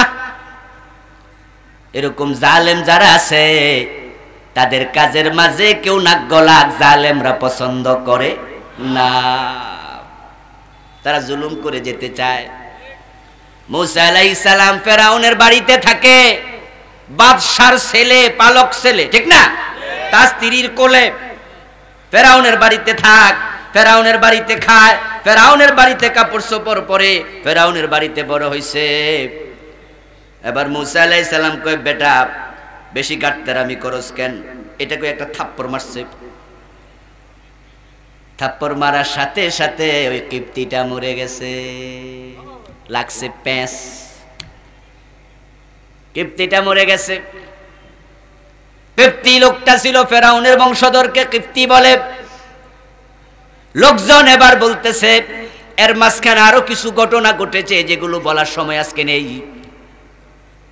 হযরত মূসা আলাইহিস সালামের বেড়ে ওঠা কথাবার্তার ধরন ইত্যাদি দেখে ফেরাউন কিন্তু সন্দেহ করে ফেলেছে যে এই লোকটা আল্লাহ জানে আমার বিরুদ্ধে কোন দিন দাঁড়ায়, এর কারণে আমার কি ক্ষতি হয়, বেশি সুবিধা তো মনে হয় না, ইত্যাদি ইত্যাদি। আগ থেকে ধারণা তার লক্ষণ বেশি সুবিধা না, যারা ঠেকাইতে চাইছি আবার হেডাই এ বেডা কিনা, কিন্তু কনফিউজ, এখনো শিওর না। আজকে যখন খবর পেল একজন কিপ্তিকে কে বা কারা রাস্তায় মেরে ফেলেছে, বাজারে গোয়েন্দাদেরকে লাগালো, কে মেরেছে খোঁজ নাও। গোয়েন্দারা খুঁজতেছে, ফেরাউনের বংশের লোক মেরে ফেলছে, সারছে কাম। সরকারি দলের লোক, ঠিক না? ফেরাউন তো সরকার, তার নিজের দলের লোক কিপ্তি। গোয়েন্দারা আগাগোড়া খুঁজে পায় না। পরের দিন আবার হযরত মূসা আলাইহিস সালাম বাজার দিয়া যাচ্ছে, ওই যে গতকালকে যে বেটা মূসার বংশধর, আজকে দেখে মূসা নবী হে আরেকজনের লগে ঝগড়া লাগছে। মূসা আলাইহিস সালামকে দেখে কয়, আপনি একটু আমারে হেল্প করেন। মূসা আলাইহিস সালাম কয়, মিয়া বুঝছি তুমি তো সুবিধার মানুষ, গতকালকে হেল্প করছি, তাই আজকে তুমি আবার ঝগড়া করতেছো, অসুবিধা তো বুঝতেছি তোমার মাঝে, তোমার আমি হেল্প করবো না, বরং তোমাকে থামানো দরকার। লোকটা কয়, তাহলে কি কালকের মতো থাপ্পড় দিয়ে আমারে মাইরা লাইবেননি? এখন যার লাগে ঝগড়া লাগছিল ওই লোকটা কয়, তাহলে কালকে বুঝি তোমরাই মারছো, আমি খবর দিতাছি। এবার ফেরাউনের বাড়িতে খবর চলে গেল যে মূসা হলো ওই লোকের খুনি, হত্যাকারী। ফেরাউন এবার তাড়াতাড়ি মিটিং ডাকলো, মিটিং ডাইকা কয়, চান্স পাইছি, এতদিন আসিয়ার কারণে ধরতে পারি নাই, তবে আমি বুঝছি লোকটা আমার পক্ষের না। সবে আমারে সেজদা দেয়, সবে আমারে রব বলে ডাকে, কিন্তু মূসা আমারে কোনোদিন সেজদাও দেয় না, রব বলেও ডাকে না। তার মাও সেজদা দেয় না, তার মাও রব বলে আমারে ডাকে না। এই চান্সে ফাঁসি দিয়া দেই, ফাঁসির অর্ডার ঘোষণা করে দিল।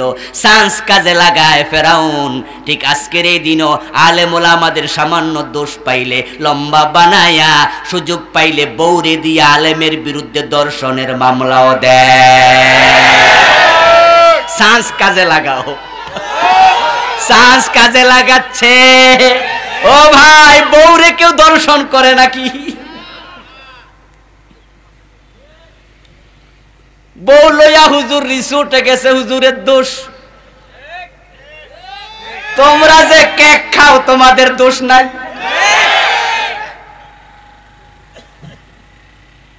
হুজুর রিসোর্টে গেছে, হুজুরের দোষ পাইয়া গেছে। এটা হুজুরের 3 নাম্বার বউ, 2 নাম্বার বউ, সারছে কাম। কয় কিরে হুজুর এত বিয়ে করে কেন? হুজুর বিয়ে বেশি করলে দোষ হয়, তোমরা যে প্রতিদিন একটা কইরা পতিতা লইয়া হোটেলে থাকো তোমাদের দোষ হয় না। চরিত্র কেমন আমরা তো কয়েকদিন আগে ভিডিও ফাঁস হয়েছে টের পাইয়া গেছি। সাঁস কাজে লাগায় নাউজুবিল্লাহ মিয়া অজু ভাঙ্গা যাইব কয় কি এমন ভিডিও যেগুলো বলা যায় না, ঠিক কি না? তবে আল্লাহর ধরা থেকে কেউ রেহাই পায় না। আল্লাহ জালেমকে এমন ভাবে লাঞ্ছিত করেছে, আস্তাগফিরুল্লাহ আস্তাগফিরুল্লাহ, সে এখন তার বউয়ের কাছেও চেহারা দেখাতে পারে না। আল্লাহ লাঞ্ছিত করেছে, এটাই নিয়ম। যারা আমার আলোচনা শুনছেন আমি সবাইকে বলছি, আল্লাহ কখন কারে ধরে বলা যায় না। সীমা লঙ্ঘন কখনো করবেন না, কখনো করবেন না। আপনি কি ভাবতে পারেন যে সরকারের একজন মন্ত্রী আজকে সে চেহারা দেখাইতে পারে না? লজ্জায় মুখ লুকাইয়া বিমানে করে চলে যখন গেছে, আপনারা ছবিটা দেখেছেন, চেহারাটা ঢেকে ফেলছে, ঠিক না? বড় একটা মাস্ক পরছে, টুপি মাথার দিয়া মাথাটা নিচের দিকে রাখছে, কোন রকমে পলাইয়া কানাডা গেছে। ও দেশের সরকার কয় ফসা মাল আমরা নেই না, ঠিক কি না? Reject reject reject. উঠি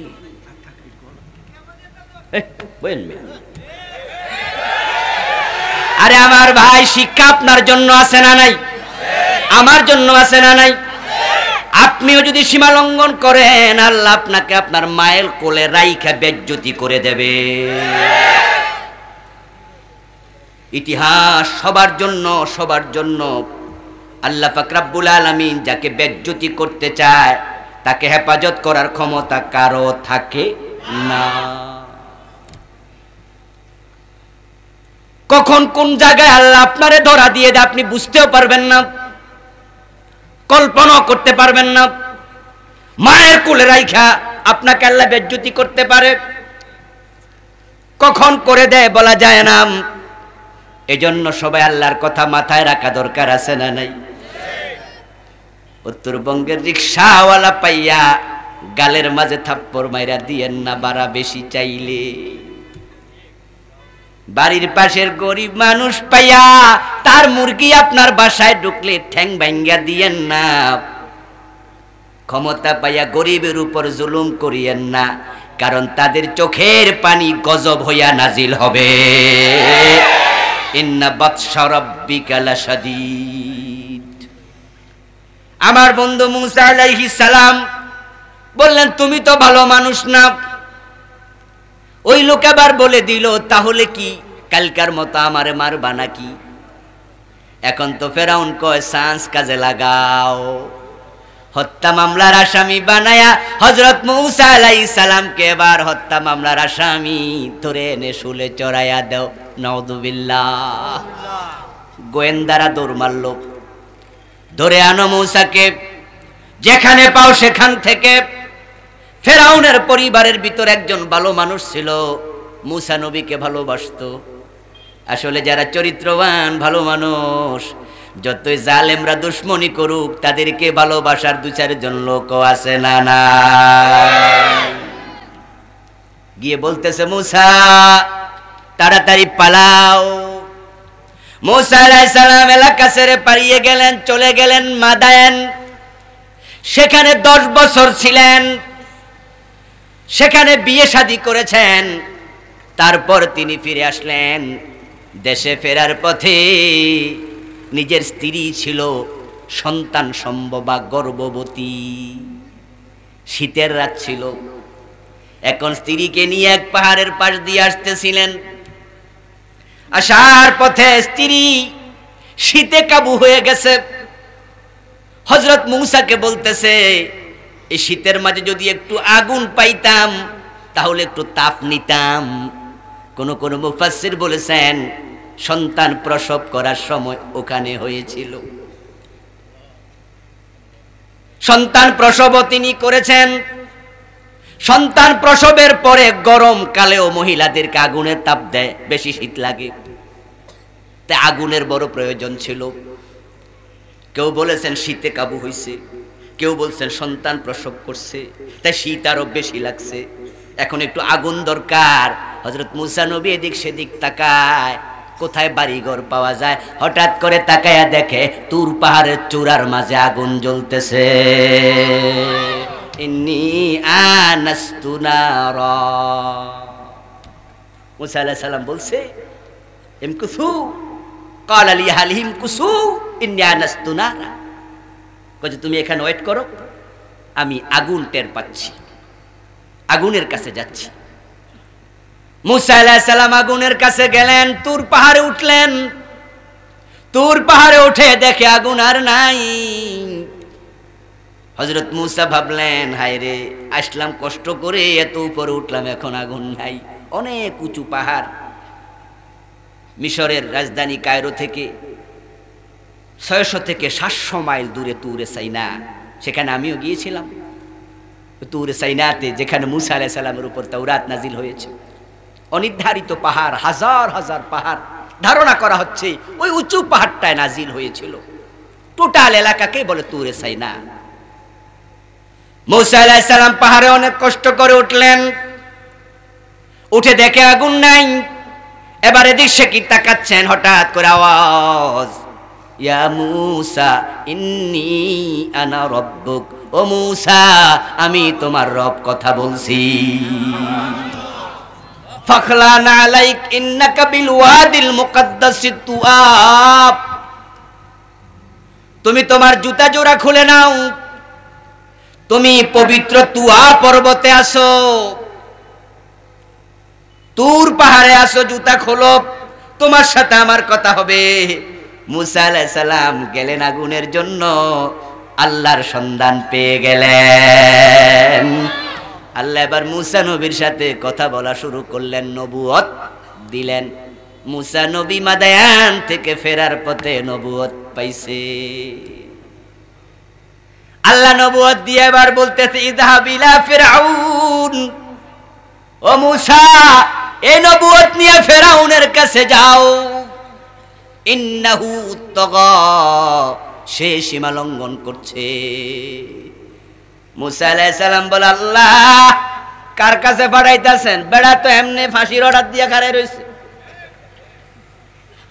এই বেড়ার ভয়ে আমি তো দেশ ছেড়ে পালাইছি। ফাঁসির অর্ডার তো 10 বছর আগেই রইছে, এখন আমি বুঝি এনে যাইতাম। আল্লাহ পাক রব্বুল আলামিন বলে, মূসা টেনশন করার কারণ নাই, তোমার সাথে আমি আল্লাহ আছি। ইন্নী লা ইয়াখাফু লাদাইয়াল মুরসালুন, রাসূলদের কিসের ভয়, আমি তো আছি, যাও। মূসা আলাইহিস সালাম আমার বলছে, আল্লাহ তাহলে আমার ভাই হারুন আলাইহিস সালাম, হারুনকে আমার সাথে আপনি সহযোগী বানায়া দেন, তাকেও নবুয়ত দেন, আমরা দুইজন মিল্লা যামু, এবং সেই কথাবার্তা বলতে পারে আমার সে অনেক সুন্দর কইরা। নবুয়ত কোনো দিন সাইয়া পাওয়া যায় না, নবুয়ত সাওয়ার জিনিসও না। চেষ্টা করে বেলায়াত পাওয়া যায়, চেষ্টা করে ওলি হওয়া যায়, চেষ্টা করে গাউস কুতুব আব্দাল হওয়া যায়, নবী চেষ্টা করে হওয়া যায় না।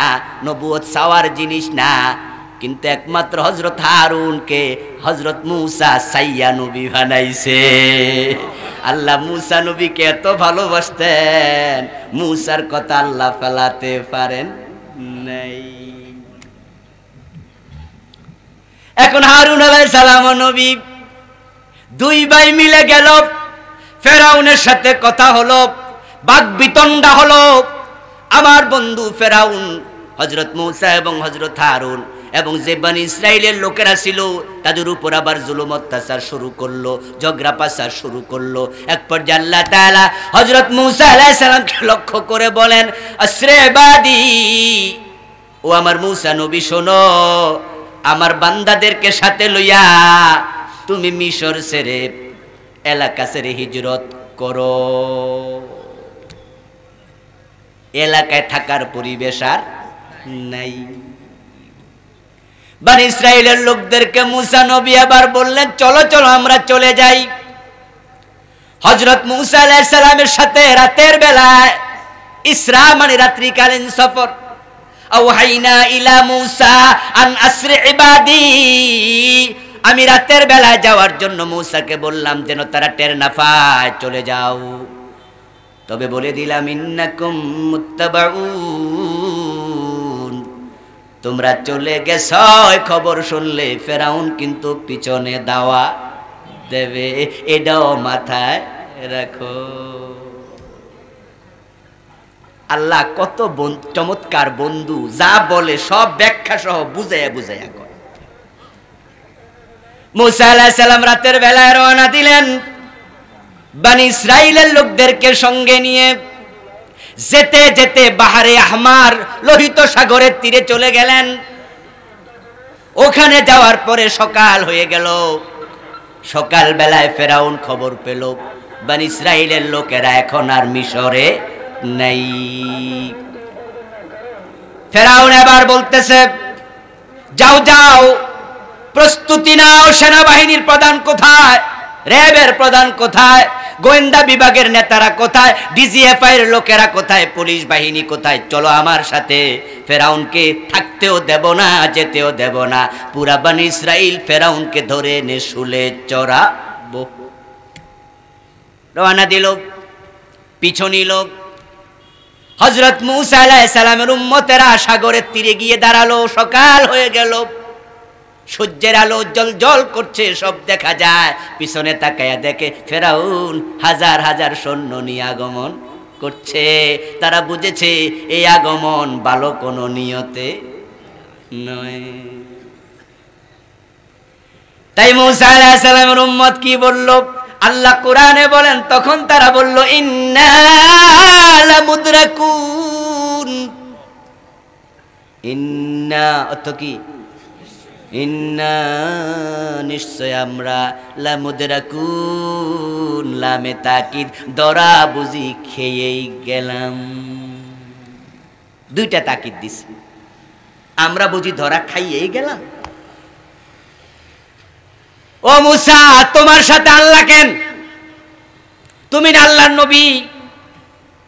আমরা তোমার উপর ঈমান আনছি, ভাবছিলাম তোমার উপর ঈমান আনলে বাঁচা যায়। এখন সামনে সাগর, পিছনে ফেরাউন, আল্লাহ ডাকেন মাইর খাওয়ানোর জন্য। আল্লাহ, যা ছিলাম তো ভালোই ছিলাম, এখন তো দইরা নিয়ে আসলে চড়াবে।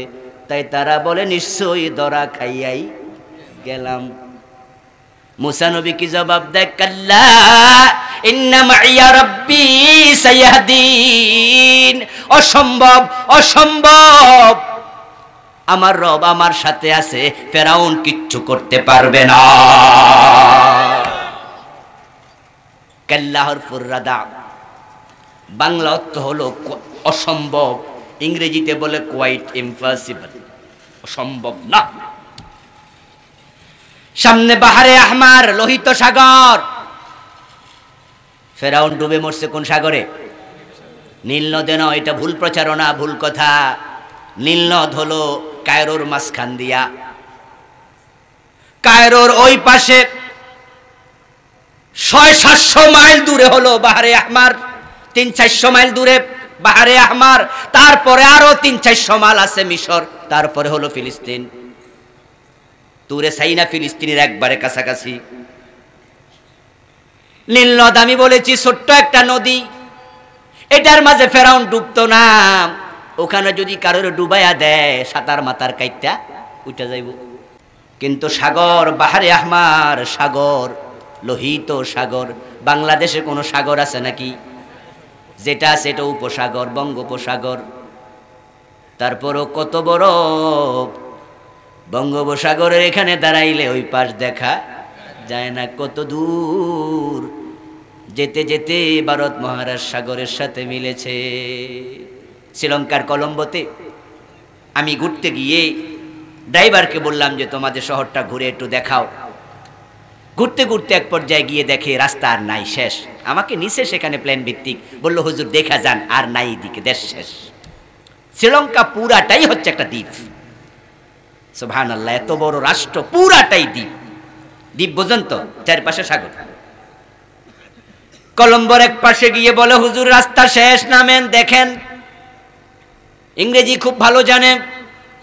আমি জিজ্ঞাসা করলাম কি নাম এই সাগরের, তখন সে আমাকে একদিকে ইঙ্গিত করে বলে দিস ইজ ইন্ডিয়ান ওশান, আরেক দিক ইঙ্গিত করে বলে দিস ইজ বে অফ বেঙ্গল।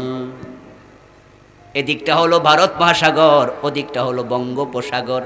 আমি আশ্চর্য হয়ে বললাম আমাদের বঙ্গোপসাগর এই পর্যন্ত আসছে। সে মুস্কি হাসি দিয়ে বলল, জি হুজুর, আপনি যদি বোটে চড়েন, নৌকায় চড়েন, যেতে যেতে কক্সবাজার যেতে পারবেন।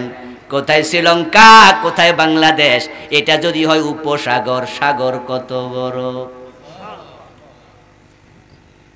বাহারে আহমারে ডুবে মরেছে ফেরাউন, নীল নদে নয়। হযরত মূসা দেখে সামনে বাহারে আহমারের পানি, পিছনে দেখে ফেরাউন। লোকজন বলল ধরা খেয়ে গেলাম। হযরত মূসা কয় অসম্ভব, আমার সাথে আছে কে? আল্লাহ পাক রব্বুল আলামিন বললেন ওহী পাঠায়া, ও মূসা, আমার উপর যে ভরসা করে আমি তাকে কখনো ডুবাই না, মারি না, নষ্ট করি না, ধ্বংস করি না। মান ইয়াতাওয়াক্কাল আলাল্লাহি ফাহুয়া হাসবুহ,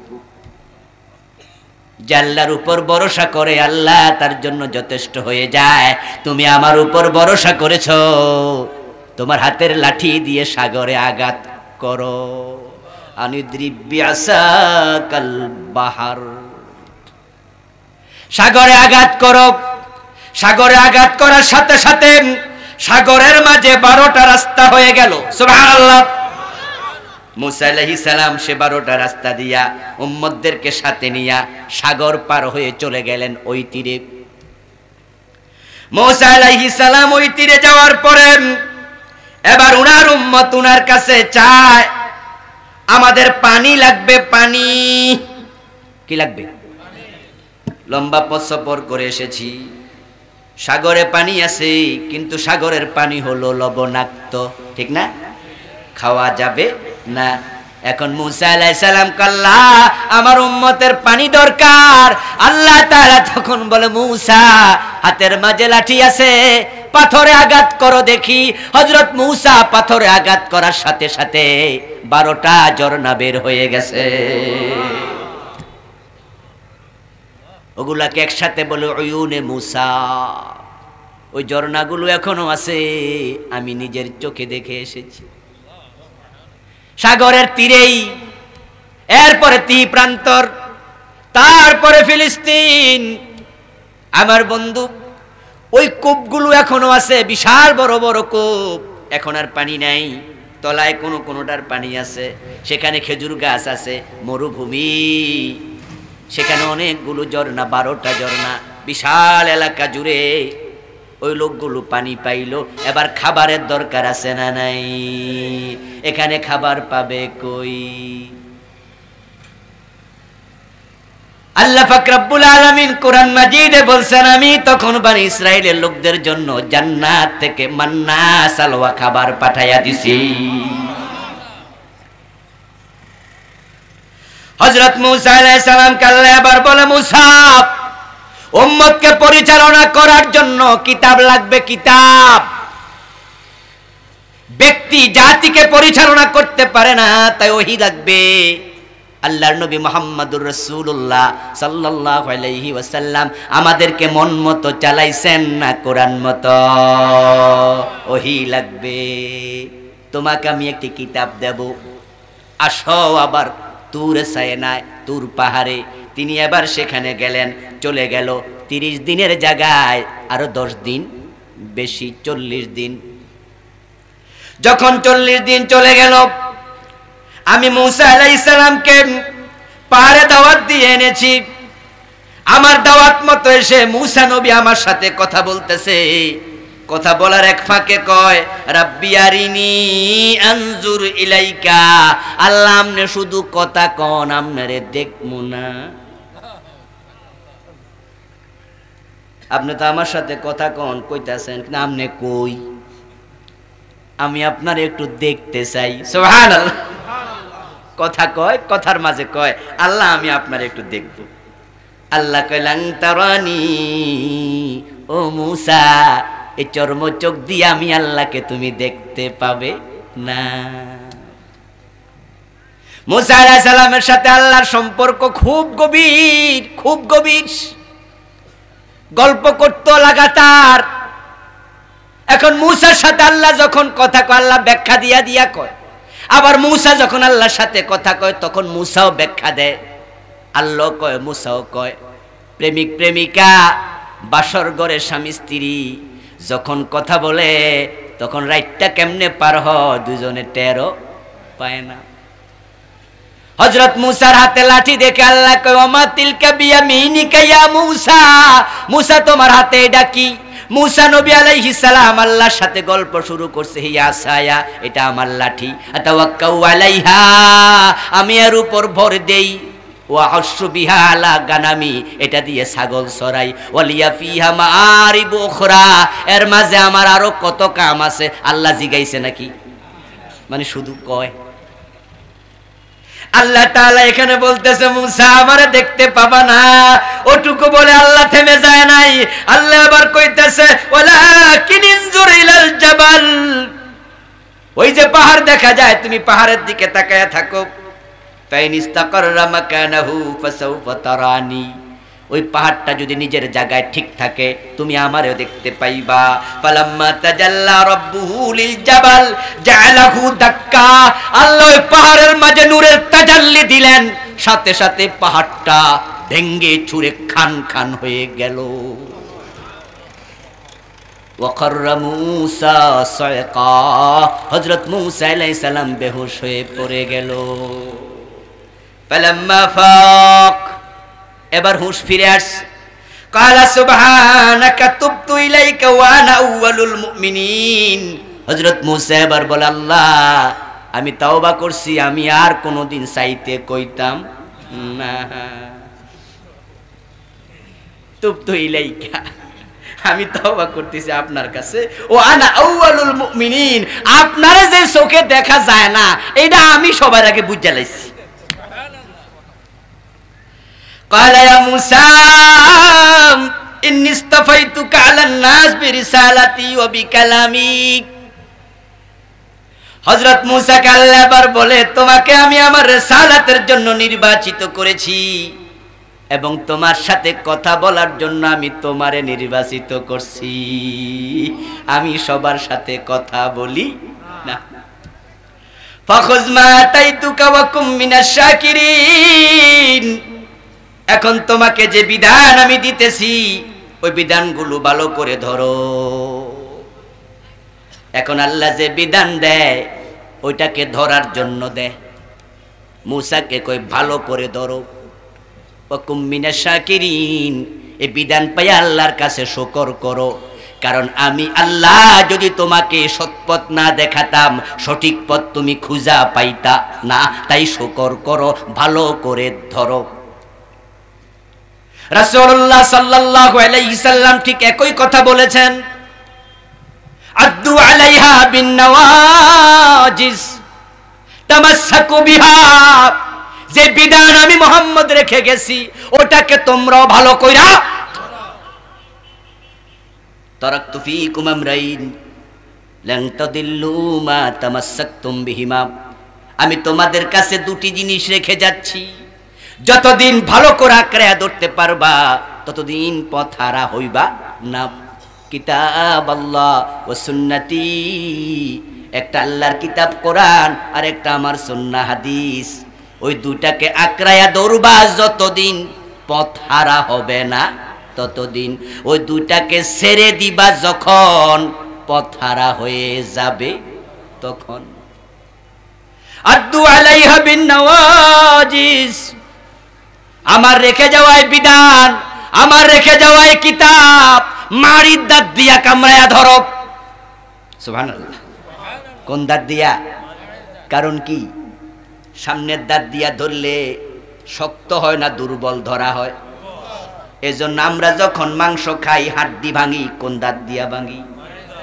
মারির দাঁতের পজিশনটাও শক্ত, সাইজটাও মোটা, আল্লাহ ডাবল দিছে। এটা হলো সিঙ্গেল, মাটিরটা হলো মারির দাঁত হলো ডাবল। আল্লাহর হাবিব বলছে মারির দাঁত দিয়া কামড়ায়া ধরবা, কোনদিন যেন কোরআন হাদিস ছুটে না যায়। হযরত মূসার জীবনী বলতে থাকলে বলতে বলতে শেষ হবে না। কারণ কোরআন শরীফে যার নাম আল্লাহ 131 বার নিছে, তো যদি শুধু 31 বার ওই আয়াত তেলাওয়াত করি, অর্থ না কইলেও তো 1-1.5 ঘন্টা লেগে যাবে, ঠিক না? এগুলো কইয়া শেষ করা যাবে না। কিন্তু বন্ধু শিক্ষা নিন। খুজমা তাইনাকা, যে কিতাব আমি তোমাকে দিলাম তাওরাত, ভালো করে ধরো। ওই কাহিনী আল্লাহ আমাদের শোনায় কেন? আল্লাহ বুঝায়া দেয়, আমি কিতাব তেলাওয়াতের জন্য শুধু পাঠাই নাই, এটাকে জীবনে ধারণ করার জন্য পাঠাইছি। এই কিতাব ধরতে গেলে জীবনে বিপদ আসবে, মুসিবত আসবে, হতাশ হওয়া যাবে না, ছেড়ে দেয়া যাবে না। এই কিতাব যারা ধরে রাখবে, কোরআন সুন্নাহ টেনে টেনে আল্লাহর জান্নাত পর্যন্ত নিয়ে যাবে। আর যারা ছেড়ে দেবে তারাই পথহারা হয়ে যাবে।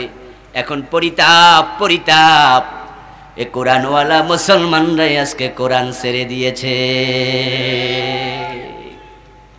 এখন এমবিবিএস অনেক, ডাক্তার, ইঞ্জিনিয়ার, প্রফেসর, বড় বড় শিক্ষিত হাজার, তাদের মাঝে অনেক আছে যারা দেখে দেখে কোরআনটা পড়তেও জানে না। জীবনে ধারণ করা তো আরো দূরের কথা, তেলাওয়াতই করে না। আমরা যারা আলোচনা আজকে শুনলাম, বললাম, আলোচনার শেষ কথা সেটা হলো কোরআন হাদিসকে আঁকড়িয়ে ধরলে জান্নাত মিলবে। যে কোরআন হাদিস ছেড়ে দিয়েছে সে পথহারা হয়ে গেছে। পথ পেতে চাইলে মুসা আলাইহিস সালামের জীবন থেকে এই শিক্ষা নিয়ে আমরা কোরআনকে আঁকড়িয়ে ধরতে চাই। আল্লাহ তুমি তৌফিক দাও। সবাই একবার বলেন আমিন। হাযা মা ইনদি ওয়াল ইলমু ইনদাল্লাহ আলাইহি তাওয়াক্কালতু ওয়া ইলাইহি উনীব।